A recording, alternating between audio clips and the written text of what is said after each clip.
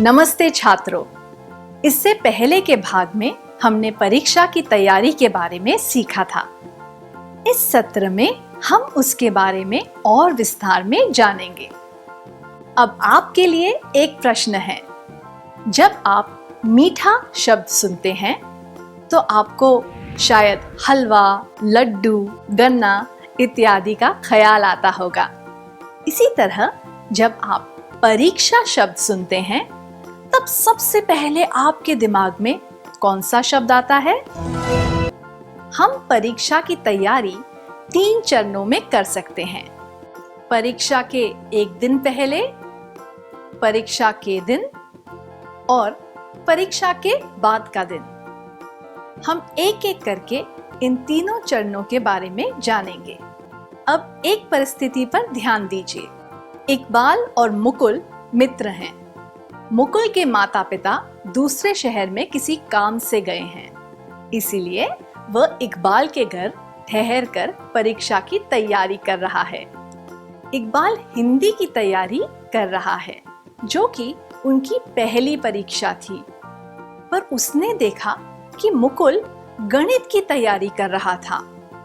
इकबाल ने कहा, अरे, लगता है कि तुम हिंदी की पूरी तैयारी कर चुके हो। तुम अभी से गणित पढ़ने लग गए? उसकी परीक्षा तो 4 दिन बाद है। मुकुल ने कहा, मजाक क्यों कर रहे हो? कल गणित की परीक्षा है भाई। क्या तुमने टाइम टेबल नहीं देखा? फिर उसने इकबाल को टाइम टेबल दिखाया। तब इकबाल को एहसास हुआ कि वह गलत था। यह गलती क्यों और कैसे हुई? क्योंकि उसने टाइम टेबल ठीक से देखा ही नहीं था। क्योंकि अगले दिन हिंदी की परीक्षा केवल उसके लिए ही होने वाली थी। क्योंकि स्कूल के छात्रों को टाइम टेबल नहीं दिया गया था। इकबाल ने टाइम टेबल ठीक से नहीं देखा था, इसलिए उसे पता नहीं चला कि हिंदी की परीक्षा कब है। आमतौर पर हिंदी की परीक्षा सबसे पहले होती थी, इसलिए उसने सोचा कि इस बार भी हिंदी की परीक्षा सबसे पहले होगी। इस गलती से बचने के लिए उसे क्या करना चाहिए था? उसे टाइम टेबल सही तरीके से लिखकर ऐसी जगह पर लगा देना चाहिए था जहां से वो कभी भी उसे देख पाता। ऐसा करने से मन में कोई शंका या घबराहट रहती ही नहीं। आइए देखते हैं कि इकबाल और मुकुल क्या कर रहे हैं। इकबाल से जो गलती हुई उसकी वजह से वो बहुत परेशान था। मुकुल ने उसका मन बहलाने की कोशिश की। दोनों साथ मिलकर गणित की तैयारी करने लगे। इकबाल की माँ ने उन्हें खाना खाने के लिए बुलाया। खाने में बैंगन की सब्जी और रोटी थी। इकबाल को बैंगन पसंद नहीं था। इस स्थिति में उसे क्या करना चाहिए? माँ, आप मेरे लिए एक मसालेदार आलू पराठा दो और उस पर ढेर सारा मक्खन जरूर लगाना। उसे अपनी माँ का मन रखने के लिए खूब सारी रोटियां और बैंगन खा लेने चाहिए। पर्याप्त मात्रा में रोटी और बैंगन की सब्जी खानी चाहिए। इकबाल को परीक्षा से पहले मसालेदार और भारी खाना नहीं खाना चाहिए। मसालेदार और भारी खाना आसानी से नहीं पचता। इसी तरह उसे पौष्टिक खाना भी जरूरत से ज्यादा नहीं खाना चाहिए। इन दोनों परिस्थितियों में उसका पेट खराब हो सकता है और उसे नींद आने में भी परेशानी हो सकती है। उसे थोड़ी सी सब्जी और रोटी ही खानी चाहिए। परीक्षा के एक दिन पहले बिना मसाले वाला सादा खाना खाना चाहिए, जो आसानी से पच जाए। आइए देखें कि इकबाल और मुकुल क्या कर रहे हैं। मुकुल फिर से परीक्षा की तैयारी करने लगा। जब इकबाल की माँ आई तो उसने पूछा, आंटी, क्या आप हमारे लिए चाय बना सकती हैं? हम पूरी रात जागकर पढ़ाई करने वाले हैं। उन्होंने मुकुल से क्या कहा होगा? चाय या कॉफी जैसे पेय पीने से रात की नींद में रुकावट आ सकती है। परीक्षा के पहले अच्छी नींद आना जरूरी है, इसलिए रात को चाय या कॉफी नहीं पीनी चाहिए। मुकुल और इकबाल को चाय या कॉफी की जगह ऐसी चीज पीनी चाहिए जिससे उन्हें ऊर्जा मिले।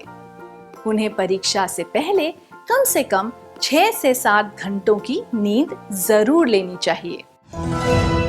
इकबाल की माँ की बात मानते हुए दोनों कुछ देर टहलने गए और फिर उन्होंने थोड़ी पढ़ाई की। इकबाल परीक्षा के पहले अपने नोट्स पढ़ना चाहता था। उसने देखा कि नोट्स जल्दबाजी में अस्पष्ट तरीके से लिखे हुए थे। उसकी लिखावट बहुत ही खराब थी, इसलिए उसे कुछ बातें समझ नहीं आ रही थी। उसे तैयारी करने के लिए मुकुल के नोट्स पढ़ने पड़े। अगर नोट्स अच्छी तरह न बनाए गए हो तो परीक्षा के पहले तैयारी नहीं की जा सकती। किसी दूसरे व्यक्ति से नोट्स बनवाना भी हमेशा लाभदायक नहीं होता। अपने आप अच्छी लिखावट में नोट्स बनाना ही ज्यादा आसान होता है और समझने में भी दिक्कत नहीं होती। सोने से पहले मुकुल ने अपना बस्ता जमा लिया। उसने ध्यान से सारी चीजें रख ली।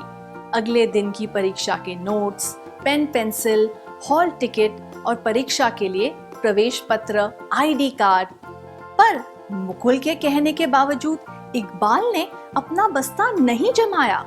सुबह उठकर इकबाल अपनी चीजें ढूंढने लगा और उसे बहुत परेशानी हुई। हमने देखा कि इकबाल व्यवस्थित तरीके से काम नहीं करता। उसे रात को सोने से पहले ही सारी चीजें बस्ते में डाल देनी चाहिए। पेन पेंसिल के अलावा उसे जरूरी कागज जैसे कि परीक्षा प्रवेश पत्र, आईडी कार्ड, स्कूल के कपड़े इत्यादि पहले से तैयार रखने चाहिए ताकि परीक्षा के दिन कोई परेशानी ना हो। परीक्षा के दिन आमतौर पर ज्यादा तनाव होता है, इसीलिए व्यवस्थित तरीके से काम करने से तनाव नहीं बढ़ता। हमें सभी जरूरी चीजें, पेन पेंसिल, आईडी कार्ड इत्यादि रात को ही संभाल कर रख लेनी चाहिए। क्या अब हम आज के सत्र में सीखी बातों का सार संक्षेप कर लें? हमेशा टाइम टेबल को ध्यान से देखें। परीक्षा के पहले तैयारी के लिए नोट्स स्पष्ट लिखावट में बनाएं।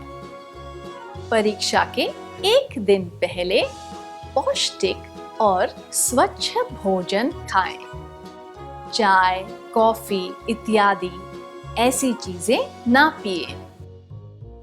अच्छी तरह आराम करें और पूरी नींद लें।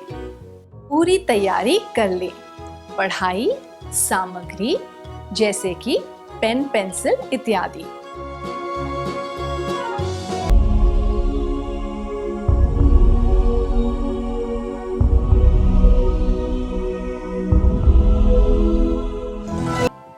इस सत्र में हम सीखेंगे कि परीक्षा के दिन क्या करना चाहिए और क्या नहीं करना चाहिए। क्या हम इकबाल और मुकुल के बारे में बात करते हुए सत्र को आगे बढ़ाएं? मुकुल और इकबाल स्कूल जाने के लिए तैयार हो रहे थे। इकबाल ने नाश्ता करने के बाद एक ग्लास जूस पिया। मुकुल नाश्ता ही नहीं करना चाहता था, पर इकबाल की माँ ने उससे बात की और उसे हल्का फुल्का नाश्ता करने के लिए मना लिया।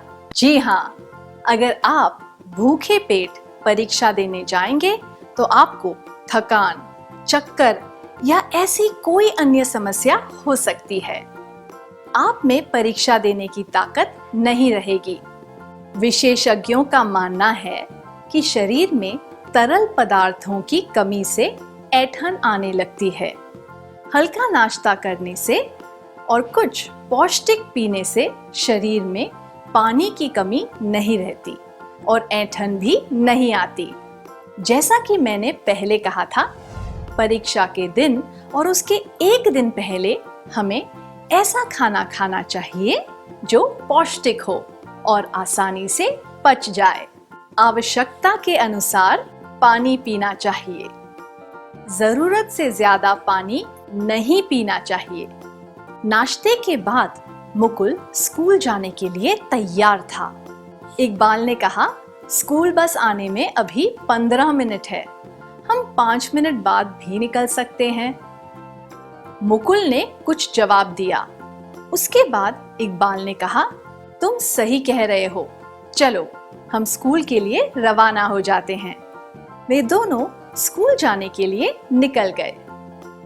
क्या आपने इस वार्तालाप पर ध्यान दिया? मुकुल ने कहा, समय के हिसाब से बस 15 मिनट बाद आने वाली होगी, पर ऐसा भी हो सकता है कि बस जल्दी आ जाए या फिर आए ही ना। अगर हम स्कूल की तरफ जाने वाली पहली बस पकड़ लें, तो हम इस तनाव से बच सकते हैं। क्या मुकुल सही कह रहा था?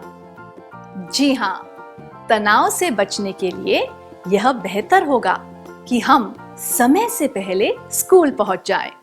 इकबाल और मुकुल समय से पहले परीक्षा कक्ष में पहुंच गए और जाकर अपनी सीट पर बैठ गए। परीक्षक ने सबको प्रश्न पत्र दिए। इकबाल और मुकुल को प्रश्न पत्र लेने के बाद क्या करना चाहिए? पहला प्रश्न पढ़ते ही उत्तर लिखना शुरू कर देना चाहिए। पूरा प्रश्न पत्र एक बार पढ़ लेना चाहिए और जो प्रश्न उन्हें अच्छी तरह आते हैं, उनके जवाब सबसे पहले लिखने चाहिए। आसपास देखना चाहिए कि अन्य विद्यार्थी क्या कर रहे हैं।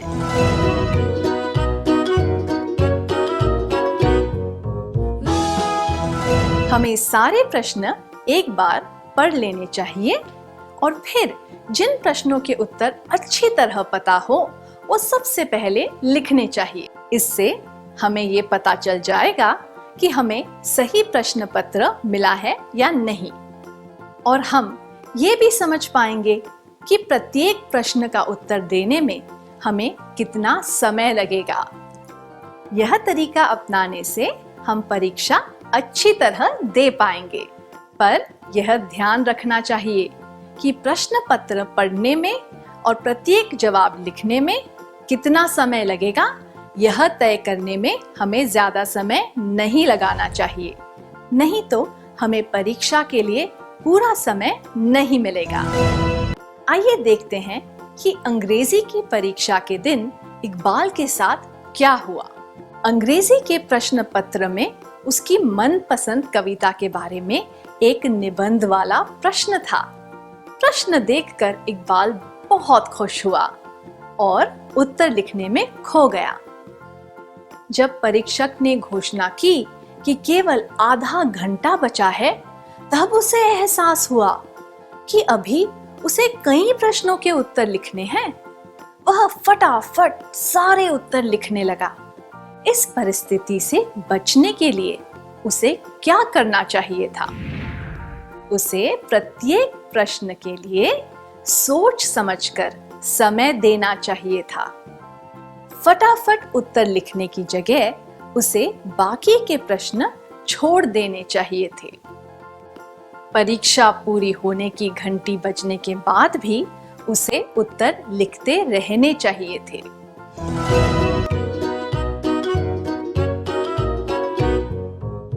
इकबाल से भी वही गलती हुई जो परीक्षा के दौरान अन्य कई छात्रों के साथ होती है। जिस प्रश्न का उत्तर उन्हें अच्छी तरह आता है, उस पर ज्यादा समय बिताते हैं और बाकी प्रश्नों को फटाफट निपटा देते हैं। अगर उसने प्रत्येक प्रश्न को उचित समय दिया होता, तो वह इस परिस्थिति से बच सकता था। कई बार इसका विपरीत भी होता है। कुछ छात्र कठिन प्रश्न को हल करने में ज्यादा समय बिता देते हैं और जिन प्रश्नों का उत्तर उन्हें आता है, उसमें बहुत कम समय देते हैं। यह स्थिति भी खतरनाक हो सकती है। इससे आपके परिणाम पर भी असर पड़ सकता है। सभी प्रश्नों को उचित समय देने से हम इस समस्या से बच सकते हैं। इकबाल गणित की परीक्षा दे रहा था। एक कठिन प्रश्न में वो समझ नहीं पा रहा था कि उसे कौन से प्रमेय का प्रयोग करना चाहिए। उसके साथ बेंच पर एक ऊंची कक्षा का छात्र बैठा था। परीक्षक उत्तर पुस्तिका देने में व्यस्त था। इकबाल सोच रहा था कि धीरे से फुसफुसाकर वह उस छात्र से पूछ ले कि कौन से प्रमेय का प्रयोग करना चाहिए। अगर उसे यह पता चल जाए तो वह खुद ही उत्तर निकाल लेगा। वह अपने पास बैठे छात्र से यह पूछने के लिए अधीर हो रहा था, इकबाल को क्या करना चाहिए। से मदद लेने का अर्थ है बेईमानी करना। यह दूसरों के साथ नहीं बल्कि खुद के साथ बेईमानी होगी। उसने ठीक से पढ़ाई नहीं की, इस बारे में सोचकर निराश होने से भी कुछ हासिल नहीं होगा। इससे उसकी परीक्षा के परिणाम पर भी असर पड़ सकता है। उसे प्रमेय के बारे में नहीं पूछना चाहिए, यह नियमों के विरुद्ध है। अगर परीक्षक को पता चल जाए कि उसने बेईमानी की है तो उसे परीक्षा से बाहर भी किया जा सकता है। ऐसी स्थिति में उसका आत्मसम्मान और उसकी इज्जत दोनों ही कम हो जाएगी। आत्मसम्मान गंवाने से बेहतर है कि वह परीक्षा में कुछ अंक कम ले आए। बेईमानी करके ज्यादा अंक प्राप्त करने से तो अच्छा है कि हम उतने ही अंक लाएं जितने के हम हकदार हैं। क्या हम एक शपथ लें? कृपया अपने स्थान पर खड़े हो जाएं। अपना सीधा हाथ इस तरह अपनी छाती पर रखें और मेरे बाद दोहराएं। परीक्षा के दौरान मैं पूरी ईमानदारी से काम करूंगा या करूंगी। मैं वही लिखूंगा या लिखूंगी जो मुझे आता है। मैं किसी कागज के टुकड़े, कोई किताब या और किसी व्यक्ति की मदद से कोई उत्तर नहीं लिखूंगा या लिखूंगी। बेईमानी करके सफल होने से तो अच्छा है कि मैं परीक्षा में फेल हो जाऊं। अगर कोई व्यक्ति सामने होकर मेरी मदद करे तो भी मैं उसकी मदद से कोई उत्तर नहीं लिखूंगा या लिखूंगी। उस प्रश्न से परेशान होने के बाद इकबाल ने दूसरे प्रश्न हल किए। समय समाप्त होने के बाद उसने अपने उत्तर परीक्षक को दे दिए। मुकुल ने सारे प्रश्न हल कर दिए थे। उसने इकबाल की तरफ देखा। इसके बाद उसे क्या करना चाहिए? अपने उत्तर परीक्षक को देकर बाहर चले जाना चाहिए। आखिरी घंटी बजने से पहले सारे उत्तर एक बार जांच लेने चाहिए ताकि कोई गलती ना रह जाए। बैठे बैठे घंटी बजने का इंतजार करना चाहिए। जल्दबाजी में परीक्षा कक्ष से बाहर जाना या फिर घंटी के बजने का इंतजार करना सही नहीं होता। हमने अब तक इस बात पर ध्यान दिया कि परीक्षा के एक दिन पहले और परीक्षा के दिन क्या करना चाहिए और क्या नहीं करना चाहिए। अब हम देखेंगे कि परीक्षा के बाद किन बातों पर ध्यान देना चाहिए। परीक्षा के बाद इकबाल अन्य विद्यार्थियों के साथ प्रश्न पत्र के बारे में चर्चा कर रहा था। उसे पता चला कि उसने एक प्रश्न का उत्तर गलत लिख दिया है क्योंकि उसने प्रश्न ठीक से नहीं पढ़ा था। अब इकबाल को क्या करना चाहिए? गलती के बारे में सोचकर दुखी होना चाहिए? गलती की वजह से खुद को कोसना चाहिए। यह ठान लेना चाहिए कि अब वह ऐसी गलती दोबारा नहीं करेगा।